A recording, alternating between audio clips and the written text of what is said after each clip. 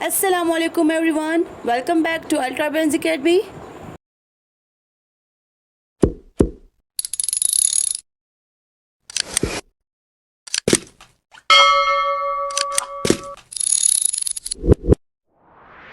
Hello बच्चों, अस्सलाम वालेकुम। लास्ट लेक्चर में हम लोगों ने डिस्कस किया था कुछ ब्रांचेस ऑफ बायोलॉजी, जैसे कि उसमें डिफरेंट ब्रांचेस थे, एम्ब्रियोलॉजी, एंटोमोलॉजी, इसके अलावा मॉर्फोलॉजी, फिजियोलॉजी। सो ये सारे क्या है, बायोलॉजी के डिफरेंट ब्रांचेस हैं, उसके बारे में हम लोगों ने डिस्कस किया था।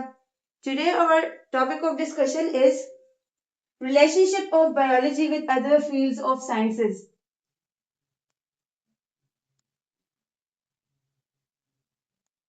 Relationship of biology with other fields of sciences.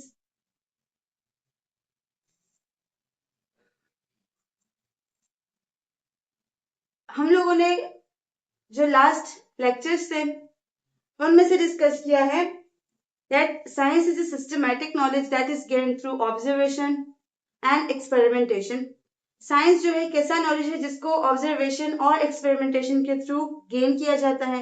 फिर उस साइंस के बहुत सारे फील्ड्स है फर्दर, और वो जितने सारे फील्ड्स हैं वो सारे एक दूसरे के साथ बहुत ज्यादा इंटरकनेक्टेड है, उनके बीच बहुत ज्यादा डीप रिलेशनशिप है, इंटरकनेक्शन है। Similarly biology is also field of science. So जितने भी साइंस के फील्ड्स हैं उन सब के साथ बायोलॉजी का भी अपना एक लिंकेज है, अपना एक रिलेशनशिप है, एक इंटरकनेक्शन है। आज हम बेसिकली उसी को स्टडी करने वाले हैं। देखिए, जितनी भी मेटाबॉलिक एक्टिविटीज होती है, जितने भी प्रोसेसेस होते हैं बॉडी के अंदर, जितनी भी इवन डिसऑर्डर्स होती है, everything occurring in our body, वो दूसरे फील्ड्स ऑफ साइंस के दूसरे फील्ड्स को फॉलो करती है, उसके टेक्निक्स को, उसके प्रिंसिपल्स को फॉलो करती है, राइट? जितने भी हमारी बॉडी के अंदर एक्टिविटीज हो रही है बच्चों, तो वो सारी एक्टिविटीज, वो सारे जितने एक्सपेरिमेंट्स हैं, वो बेसिकली दूसरे फील्ड जो है साइंस के, उसको फॉलो कर रही होती है, उसके प्रिंसिपल और उसके फिनोमेनास को फॉलो कर रही होती है। जैसे कि सबसे पहले अगर हम लोग बात करें बायोफिजिक्स की, so biophysics is a combination of biology and physics. Physics क्या है? फिजिकल यूनिवर्स को स्टडी करना, और बायोलॉजी क्या है? लाइफ को स्टडी करना। सो इसमें बेसिकली क्या होता है कि जो लिविंग ऑर्गेनिज्म है, जो लिविंग बॉडी है, उसके अंदर जो एक्टिविटीज हो रही है, उसके साथ मतलब उसके साथ इंटरलिंक्ड या फिर उसके साथ रिलेशनशिप फिजिक्स का किस तरह है, फिजिक्स का किस तरह से है, मतलब बायोलॉजी और फिजिक्स एक दूसरे के साथ किस तरह से इंटरेक्ट करते हैं। सो अगर हम लोग देखें, हम में होता है रेस्पिरेशन का प्रोसेस, प्लांट्स में होता है फोटोसिंथेसिस का प्रोसेस, रेस्पिरेशन भी होता है, लेकिन उनका जो मेन प्रोसेस है, मेटाबॉलिक रिएक्शन है, वो क्या है? फोटोसिंथेसिस है। सो फोटोसिंथेसिस में अगर देखें तो फोटोसिंथेसिस में क्या होता है? लाइट प्रोड्यूस होती है, लाइट यूज होके फूड प्रिपेयर होता है।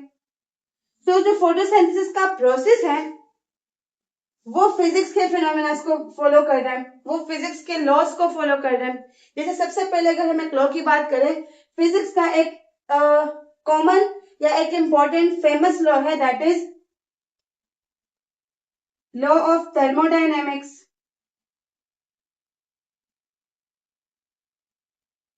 आप लोगों ने ज्यादा लॉ ऑफ थर्मोडायनेमिक्स के डिटेल में नहीं जाना, जब आप लोग फर्स्ट ईयर में जाओगे तब आपको इसमें फिजिक्स में भी और केमिस्ट्री में भी काफी डिटेल मिलेगा। अभी आप लोग सिर्फ इतना समझे कि लॉ ऑफ थर्मोडायनेमिक्स हमें क्या कहता है। लॉ ऑफ थर्मोडायनेमिक्स कहता है कि energy can not be created nor destroyed, but it can be converted from one form to another. आप एनर्जी को ना तो बना सकते ना एनर्जी को खत्म कर सकते, लेकिन आप लोग एक फॉर्म से दूसरे फॉर्म में एनर्जी को कन्वर्ट कर सकते हैं। This is simply law of thermodynamics. तो बच्चों अगर हम देखें फोटोसिंथेसिस में, तो फोटोसिंथेसिस में होता क्या है, फोटोसिंथेसिस में अगर आप देखें तो जो लाइट एनर्जी होती है जो कि सन से आती है, हम क्यों कहते हैं कि sun is the ultimate source of energy. Earth surface पे जितनी भी एनर्जीज बनती हैं उन सब का जो अल्टीमेट सोर्स है वो सन ही तो है, राइट। तो सन से क्या होता है, सन से आती है लाइट एनर्जी, सन से आती है लाइट एनर्जी, राइट, और वो कन्वर्ट हो जाती है केमिकल एनर्जी में, वो कन्वर्ट हो जाती है केमिकल एनर्जी में। तो this is basically the linkage of physics with biology. Photosynthesis का प्रोसेस हो कहाँ रहा है, प्लांट्स में हो रहा है। प्रिंसिपल्स किसके अप्लाई हो रहे हैं, फिजिक्स के अप्लाई हो रहे हैं। तो इस तरह से बायोलॉजी जो है वो फिजिक्स के साथ लिंक्ड है, ठीक है बच्चों। इसके बाद अगर हम देखें तो अगर हम एक्सरे की बात करें, जो एक्सरे मशीन्स होती है, अब एक्सरे मशीन्स के जरिए हम स्टडी क्या करते हैं, बायोलॉजिकल सिस्टम स्टडी करते हैं, अपनी बॉडी का इंटरनल स्ट्रक्चर देखते हैं। अगर कोई फ्रैक्चर हमारा हुआ है बोन, तो वो एक्सरे मशीन के अंदर देखते हैं ना। और वही जो एक्सरे मशीन होता है वो हमारी बॉडी को देख के तो मतलब हमारी बॉडी के प्रिंसिपल से तो नहीं बनाता, उसके लिए तो फिजिस्ट होते हैं, फिजिसिस्ट होते हैं, इंजीनियर्स होते हैं, उन्होंने बनाया होता है उस मशीन को। तो वहां पे वो जो मशीन है वो फिजिकल टेक्निक्स और प्रिंसिपल्स के बेस पे बनता है, लेकिन उसमें स्टडी जो है वो बायोलॉजिकल सिस्टम्स की होती है, मतलब ह्यूमंस की होती है, राइट। सो इसी तरह से इससे भी हम लोग समझते हैं कि फिजिक्स जो है वो बायोलॉजी के साथ पूरी तरह से लिंक्ड है। क्लियर। यहाँ पे मैंने कहा कि एक्सरे मशीन जो है वो हमें देख के बनाई नहीं जाती, वो हमें देख के ही बनाई जाती है, लेकिन वहां पे जो टेक्निक है, जो प्रिंसिपल्स के बेस पे वो बना होता है वो फिजिक्स की होती है। बाकी तो हमारी बॉडी को देख के ही बनाई जाती है, हमारी बॉडी के डिफरेंट स्ट्रक्चर्स को उसके अंदर जो जितने एक्टिविटीज चल रही है उसके बेस पे ही बनाई जाती है, लेकिन फिजिक्स के फिनोमेना और फिजिक्स के प्रिंसिपल्स को यूज करके। So in this way, in case of photosynthesis, in case of X-ray machines, we can say that biology and physics are linked with each other. Clear? Next हम बात करते हैं, next if we talk about biochemistry. Biochemistry. अब biochemistry में simply we study biomolecules. Bio का मतलब है life, chemistry का मतलब है स्टडी ऑफ मैटर। वही मैटर बना होता है एटम से, राइट, और वही एटम्स मिलके बना रहे होते हैं मॉलिक्यूल्स, और वो बॉडी में प्रेजेंट है तो इसी वजह से इसको बोलते हैं बायोमोलिक्यूल्स। सो जब उन बायोमोलिक्यूल्स के हम स्ट्रक्चर को स्टडी करते हैं, उसके फंक्शंस को हम स्टडी करते हैं, उनके ऑर्गेनिक कंपाउंड्स है ना, तो उनके ऑर्गेनिक नेचर को जब हम स्टडी करते हैं, तो इस किस्म की स्टडी को कहते हैं बायोकेमिस्ट्री। इसमें हम क्या करते हैं कि जितने भी हमारे पास बायोमोलिक्यूल्स हैं जो कि बॉडी के अंदर प्रेजेंट हैं, यू ऑल नो कि बायोमोलिक्यूल्स क्या हैं, प्रोटीन्स, लिपिड्स, कार्ब्स। तो वो सारे बायोमोलिक्यूल्स जो वो क्या करते हैं, बॉडी में प्रेजेंट होते हैं, मिलके हमारे सेल्स बना रहे होते हैं, सेल्स मिलके बहुत सारे फंक्शंस परफॉर्म कर रहे होते हैं, and this is how our body works. So biochemistry में क्या होता है, बायोकेमिस्ट्री में हम लोग बायोमोलिक्यूल्स के स्ट्रक्चर को, उसके फंक्शन को, उसके ऑर्गेनिक नेचर को स्टडी करते हैं। तो यहाँ पे आया बायोलॉजी का कनेक्शन भी, क्योंकि बायोलॉजिकल सिस्टम्स भी प्रेजेंट होते हैं बायोमोलिक्यूल्स। और सिमिलरली बायोलॉजिकल सिस्टम्स कौन, animals, plants, humans, micro organisms, right. Even जो सिंपलेस्ट वायरस है जो कि इवन मतलब लिविंग ऑर्गेनिज्म की कैटेगरी में आते ही नहीं है, बॉर्डर लाइन पे है लिविंग और नॉन लिविंग के, उनकी बॉडी में जो कि एक सिंगल सेल से भी बनी नहीं होती, अगर एक यूनिसेलुलर बैक्टीरिया की बात करें तो वो उस यूनिसेलुलर बैक्टीरिया से भी तकरीबन 10,000 टाइम्स छोटा होता है वायरस का जो एक स्पीशी होता है, क्लियर। और उसमें भी आपको क्या मिलेंगी, प्रोटीन्स मिलेगी। तो जितने भी बायोमोलिक्यूल्स हैं प्रेजेंट होते हैं बायोलॉजिकल सिस्टम्स में, और उनकी अगर केमिस्ट्री हम देखें तो वो एटम्स और इन चीजों से बने होते हैं, मॉलिक्यूल्स होते हैं। तो इस किस्म की स्टडी को हम पे क्या कहेंगे, बायोकेमिस्ट्री, राइट। जैसे कि इसमें अगेन आपका एग्जांपल आता है photosynthesis and respiration. Photosynthesis and respiration. Photosynthesis में क्या होता है, ग्लूकोज बनता है, C6H12O6। इस किस्म की स्टडी हम लोग केमिस्ट्री में करते हैं, यू अंडरस्टैंड। और रिस्पायरेशन में इसी ग्लूकोज की ब्रेक डाउन होके हमारे पास बनता है CO2 प्लस H2O, वाटर और कार्बन डाइऑक्साइड बनता है। तो इस किस्म की स्टडी को, जिसमें बायोमोलिक्यूल्स की हम स्टडी करें, इसको कहते हैं बायोकेमिस्ट्री। मतलब बायोलॉजी जो है वो केमिस्ट्री के साथ भी पूरी तरह लिंक्ड है। इसके बाद एक दूसरा लिंकेज आता है बायोलॉजी का, इंटरेस्टिंग वन, जो कि है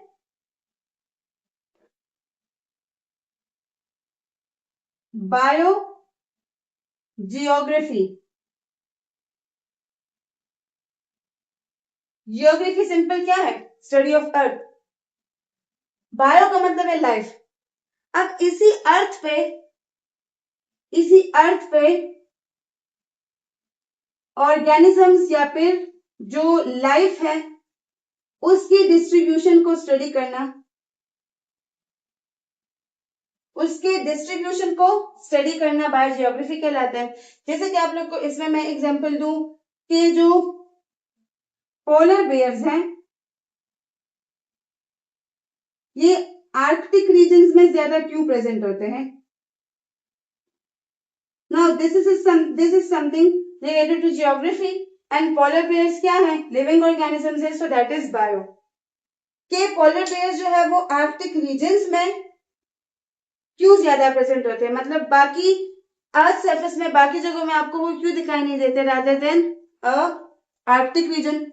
सिमिलरली अनदर एग्जांपल अगर आपको दूं मैं, मॉस्किटोज, या यूं कहते हैं मलेरियल मॉस्किटोज, जो मलेरिया कॉज करते हैं। नेक्स्ट जो चैप्टर है आपका कंप्लीटली इसी पे बेस्ड है, डिटेल में इसको समझेंगे, इंटरेस्टिंग चैप्टर है बहुत। सो मलेरिया जो मॉस्किटो है वो आपको डैम्प या फिर मार्शी प्लेसेस में क्यों मिलते हैं, या आपको डैम्प या मार्शी प्लेसेस में क्यों मिलते हैं। सो अगेन यहाँ पे ये आया हमारा जियोग्राफी का section, and this is biology. So जो बायोजियोग्राफी है, जो जियोग्राफी है वो बायोलॉजी के साथ भी पूरी तरह से लिंक्ड है, क्योंकि पोलर बेयर्स और मॉस्किटोज जस्ट नहीं है, we have thousand millions of organisms that are endemic to that specific region. वो प्लांट्स भी हो सकती है, वो एनिमल्स भी हो सकती है, वो इवन ह्यूमन भी हो सकती है, कि वो एक स्पेसिफिक पॉइंट के लिए, एक स्पेसिफिक स्पेस के लिए एंडेमिक होते हैं। एंडेमिक मतलब वो स्पीशीज जो आपको स्पेसिफिकली किसी एरिया में नजर आए, उसके अलावा आपको वो कहीं दिखाई नहीं देते। जैसे कि अगर एग्जांपल हम पोलर बेयर्स का ही लें, तो पोलर बेयर्स जो वो आपको आर्कटिक रीजन के अलावा कहीं और दिखाई नहीं देंगे, राइट। सो बहुत सारी स्पीशीज ऐसे हैं जिसको जियोग्राफिस्ट जो होते हैं वो स्टडी करते हैं, उनके नंबर को फाइंड आउट करते हैं, उनकी डिस्ट्रीब्यूशन को स्टडी करते हैं कि क्यों ये जो है इस जगह में प्रेजेंट है और क्यों जो है ये प्रेजेंट नहीं है, राइट। सो बायोलॉजी जो है वो जियोग्राफी के साथ भी कंप्लीटली लिंक्ड है। और किस तरह, आपको एक दो एग्जांपल से मैंने समझा दिया। इसी तरह से नेक्स्ट अगर हम बात करें बायो स्टेटिस्टिक्स,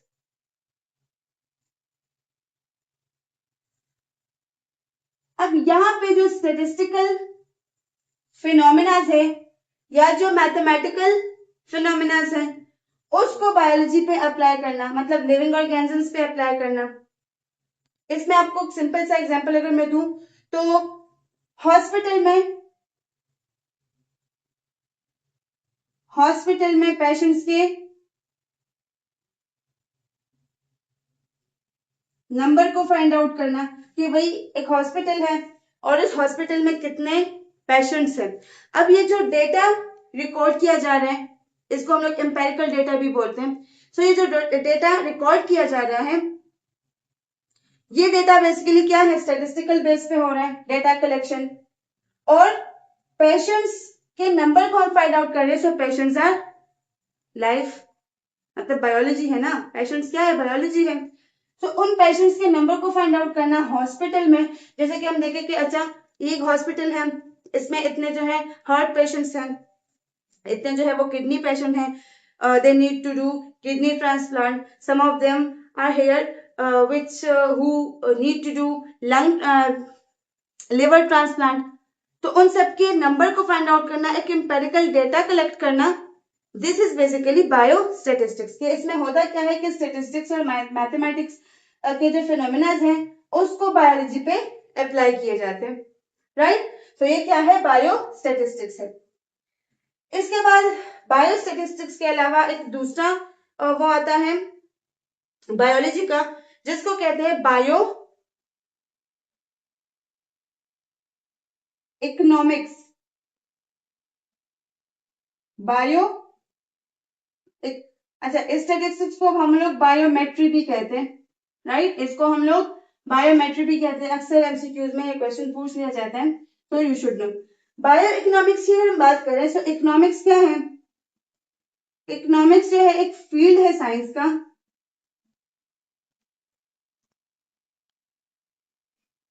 जिसमें बेसिकली हम क्या करते हैं, जो प्लांट्स हैं या जो एनिमल्स हैं उसके इकोनॉमिक वैल्यू का पता लगाते हैं। मतलब अगर कोई बंदा है और उसके पास एनिमल्स है या प्लांट्स है तो वो उससे कितना प्रॉफिट कमा रहा है या फिर उसको कितना लॉस हुआ, उसके पास जो भी ऑर्गेनिज्म है उसकी इकोनॉमिक या फिर उसकी मार्केट वैल्यू क्या है, राइट। तो उस किस्म की स्टडी को फिर हम लोग बायो इकोनॉमिक्स कहते हैं कि ऑर्गेनिज्म से जो प्रॉफिट मिल रहा है या जो लॉस मिल रहा है, मतलब लॉस हुआ, उसको कैलकुलेट करना, और इसके अलावा बहुत सारे ऑर्गेनिजम्स के कॉस्ट को या प्रॉफिट को कंपेयर करना। मतलब एक बंदा है और उसके पास 5 डॉग्स हैं और वो जो 5 डॉग्स हैं वो अलग अलग क्वालिटी के हैं, जैसे कुछ जो है वो जर्मन शेफर्ड है, कुछ जो है बुलडॉग है, इस तरह वगैरह वगैरह। तो अब वो उसकी जब उसको सेल कर रहा है, वो एक बिजनेस उसका चल रहा है, तो जब वो उसको सेल करेगा तो होगा क्या कि वो उसकी कॉस्ट को कंपेयर करेगा कि भाई अगर मैं जर्मन शेफर्ड को भेज रहा हूँ तो मुझे कितना कॉस्ट मिल रहा है, अगर मैं दूसरों को कर रहा हूँ तो मुझे कितना कॉस्ट कर रहा हूँ अगर मैं उनको ले रहा हूँ, या फिर अगर मैं उनको बेच रहा हूँ तो मुझे कितना प्रॉफिट मिल रहा है। इसको कहते हैं इकोनॉमिक वैल्यू। तो ये भी डिपेंड करता है ऑर्गेनिज्म पे, कुछ जो है तो वो इकोनॉमिकली हाई होते हैं, कुछ की इकोनॉमिकल जो वैल्यू होती है वो लो होती है। तो इस तरह से जब हम स्टडी करते हैं that is called bio economics, right. उसको क्या कहते हैं, उसको कहते हैं बायो इकोनॉमिक्स, जिसमें हम लोग प्रॉफिट और लॉस को फाइंड आउट करते हैं, इसी तरह से कॉस्ट फाइंड आउट करते हैं, कॉस्ट को कंपेयर करते हैं, लेकिन किसकी, बायो लाइफ की, लिविंग ऑर्गेनिजम्स की। क्लियर। तो इसी तरह से बायोलॉजी जो है वो इकोनॉमिक्स के साथ भी कंप्लीटली लिंक्ड है। तो आज के लेक्चर में हम लोगों ने क्या सीखा, हम लोगों ने relationship of biology with other fields of science के बारे में अंडरस्टैंड किया कि बायोलॉजी जो है that is a diverse field of science that is completely connected with other fields of sciences. और वो क्या क्या है, बायो जियोग्राफी हम लोगों ने इसमें स्टडी किया, बायो फिजिक्स किया, बायो केमिस्ट्री की, right, bio economics, bio statistics and bio yes, यही है। इसको हम लोगों ने स्टडी किया, इसके बीच डिफरेंस को देखा, इवन बायोलॉजी का फिजिक्स के साथ रिलेशन क्या है, एग्जाम्पल के साथ मैंने आपको समझा दिया। बायोलॉजी का केमिस्ट्री के साथ क्या रिलेशन है, जियोग्राफी के साथ क्या रिलेशन है, इकोनॉमिक्स के साथ क्या रिलेशन है, और बायो स्टेटिस्टिक्स का एक दूसरे के साथ क्या रिलेशनशिप है, उन सबको आज हम लोगों ने डिस्कस किया। ज्यादा डीप में आप लोगों को जाने की जरूरत नहीं है, you are now in 9th class, तो आपके कॉन्सेप्ट के लिए इतना ही इंपॉर्टेंट है, आप लोग ज़्यादा डीप में ना जाकर, क्योंकि फर्स्ट और सेकेंड में ऑलरेडी ये सारी चीज़ें काफ़ी डिटेल में आप लोग समझने वाले हो। सो अब जो है इतना किया करें कि अपना बेस बनाया करें, ताकि जब आप फर्स्ट और सेकेंड में जाएंगे तो आपको ये छोटी मोटी चीज़ें जो है वो पता हो, राइट। सो यहीं पे करते हैं अपने लेक्चर को ख़त्म। पढ़ाई करते रहें, अपने आपका नाम रोशन कीजिए, अल्ट्रा ब्रेन्स एकेडमी के साथ कनेक्ट रहिए एंड डू सब्सक्राइब, शेयर